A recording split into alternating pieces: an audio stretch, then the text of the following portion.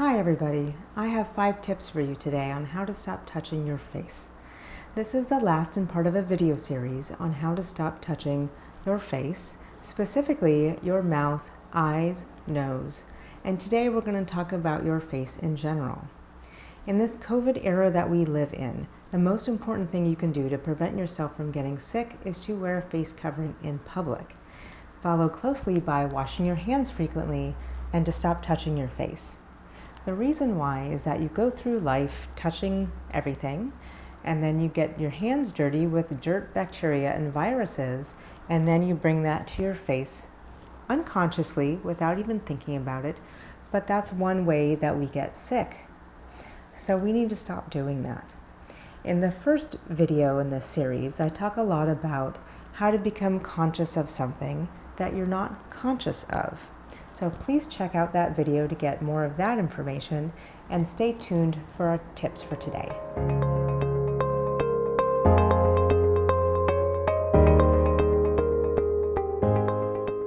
I'm Dr. Rachel Johns, an internal medicine doctor specializing in hospital-based medicine in Southern California.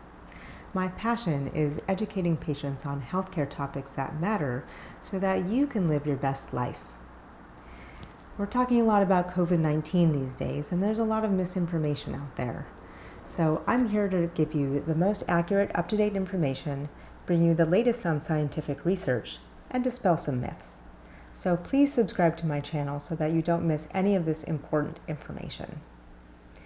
As I said before, face touching is an unconscious habit. So please check out the first video in this series, How to Stop Touching Your Mouth, for ways to help become conscious of something that you don't realize that you're doing. So today we're going to talk about just our face in general. We already talked specifically about our mouth, eyes, and nose, and we're going to continue on to the rest of our face. So tip number 1 is the same. If you're sitting or standing behind a surface, your elbow comes up, and then your face comes down and rests in your hand. And then your hand goes all over your face. So let's stop doing that. So put your hands together, and you can hold them down in your lap, or you can put them behind your back as you stand, or you can even sit on your hands if you need to. If your hands are holding each other, then they're not touching your face. Tip number 2 is to keep your hands busy with something else, maybe a fidget spinner or a stress ball or a bead bracelet.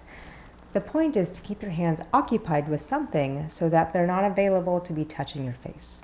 Tip number 3 is for me and people like me out there that like to play with their hair.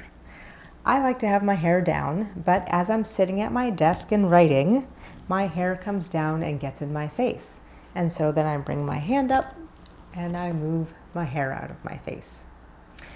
So I need to change that. So now it's time for an updo. I'm going to experiment with some new hairstyles and see what works for me, but I need to stop playing with my hair. Number 4, we need to start moisturizing our skin. Dry skin is itchy skin, and then you're scratching throughout the day. So in our morning and bedtime routines, my tip for you is to use some good lotion and moisturize your skin so that it doesn't become dry and itchy. Tip number 5, time to bring back the old-fashioned handkerchiefs or use some tissues, and if your skin does become itchy or you need to blow your nose or something to that effect, you have a handkerchief or tissues available and you're not using your bare hands. So those are my tips and tricks for today. I'd love to know which one of them worked for you, and if they didn't, I'd like to know that too. I'm Dr. Rachel Johns, and I'm here to help you control your medical problems so that they don't control you.